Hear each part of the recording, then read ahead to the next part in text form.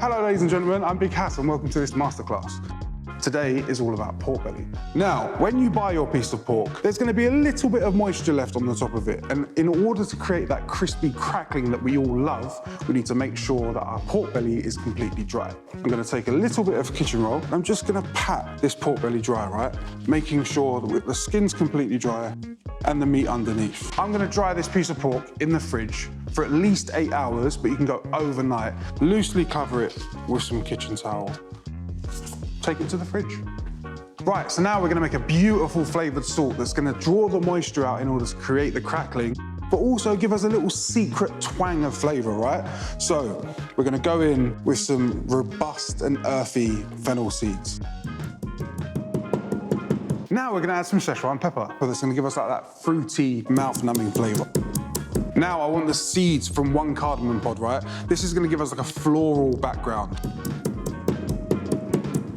To bring all of our flavors together, I'm gonna add in some Chinese 5-spice.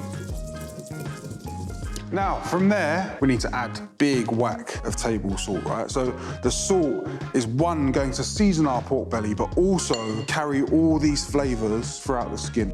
And there you have it, flavored salt for your pork belly.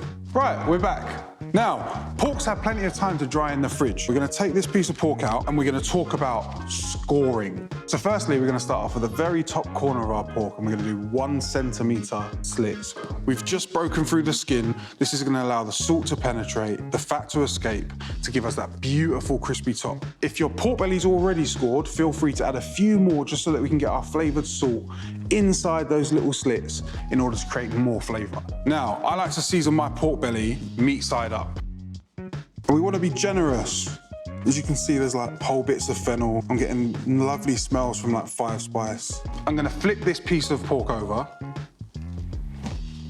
So now, when we're seasoning the top, right, I wanna just break these little cracks open, just so that I know the salt is in there and it's gonna give us that flavor. We just need this salt to help break down the fat and let it escape. So, it's seasoned. Now, I'm just gonna pick it up and give it a little shake. And that's what we're left with. So now we're gonna leave this piece of pork at room temperature just so the flavors can infuse.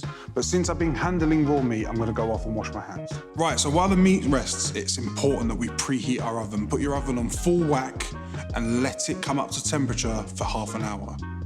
Meat's had time to rest, oven's up to temperature. We're gonna roast this really hard and fast for half an hour, drop the heat, and roast for another 50 minutes.